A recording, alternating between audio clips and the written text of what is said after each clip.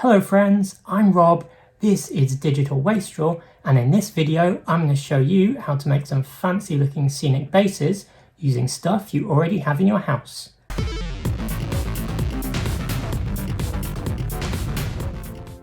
These lovely fishy fellas are House Hadros, a faction from the now sadly out of production game Wrath of Kings by Cool Mini or Not. Why am I showing you miniatures from an out of production game, and why is there a Space Marine hanging out with them? Wrath of Kings is my current hyper-focus obsession. The miniatures are really unique, the rules are free still, and the game itself is really fun and cinematic. If I thought there'd be an audience, I would pivot this channel to be 100% Wrath of Kings content, #Justice for Uroth. So I love the design of the miniatures, but assembling them, not so much. They all come with these horrible recessed bases. I think the idea was that Cool Mini or Not would sell you these resin base inserts, but of course what mostly seemed to happen is that lots of people either ended up with bad looking bases or they just gave up on the miniatures completely. Now this is anecdotal evidence based on zero data, but when's that ever stopped anyone on the internet? Anyway, I needed a way to make these bases look good, and I didn't want to go out and have to buy a bunch of milliput or whatever. So I present bases made out of trash I had lying around the house. This will work just as well on your standard 40k round bases, as well as any square-based deviants that happen to be watching. And finally, why the Space Marine? Well, that's just Brother Sergeant engagement from the viewer retention chapter. You will need the following items. First up, let's find some bases. What's this doing here? Don't need that. Some thick cardboard, such as from a delivery box. This is to build height for the base. Some PVA glue, otherwise known as white glue or Elmer's glue. I'm not American, so someone in the comments please let me know, who is Elmer? What gives him the right to own all that glue? Tissue or toilet paper. That's it. Okay, there are a few optional extras. First thing I'm going to use is this super thin cork that's meant to go at the bottom of drawers or something. It's really great for covering tops of bases. Also useful is sand. Sand. I'll be doing 3 bases in this video. One recessed base, because I'm making a shell cracker anyway, and you can't stop me. One 32mm round base, which is your average Space Marine type base. And one 25mm square, because then I can put the old world in the video description and lure in that valuable Oldhammer crowd. The square base will be using the absolute minimum of materials, while the other two will have a few fancier extras added to them.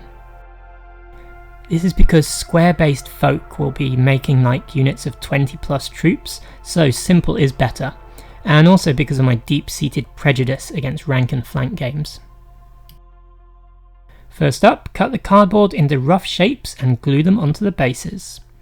I'm doing 2 layers of card here, but one will work and will make a shorter base if that's more your thing. Don't worry about being neat, but try to make the shapes look a little bit uneven and natural. This one here came out a little bit square. It's not a big deal, but, corners. Now, if you're attaching something fairly sturdy with big feet, such as a Space Marine, you can probably leave it at this. However, if you're going to need to pin the miniature, I'm going to suggest adding a bit of sprue, like I'm doing here. This will provide something solid for the foot to attach to. I also carved a marker into the bottom of the base, so that I can see where the sprue is located, because it will be completely covered when it's finished. Next up, glue some of the cork sheet on top if you wish. Tear it into rough shapes. Again, you don't have to be perfect because we're going to cover up our crimes later. You can add extra layers of cork, or you can add some skulls or whatever you have lying around in your bits boxes. Next, it's time to get messy. Get a little water, add some glue, and tear up lots of small pieces of tissue paper. It's better to tear them up before you start with the glue, because sticky fingers will make handling the paper a nightmare. To correctly use this technique, I made a high-tech tool out of a paper clip.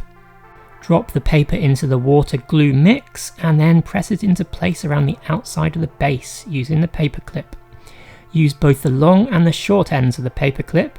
We want to mush it around and basically make it look a lot less like paper and a lot more like rock or, you know, natural stone.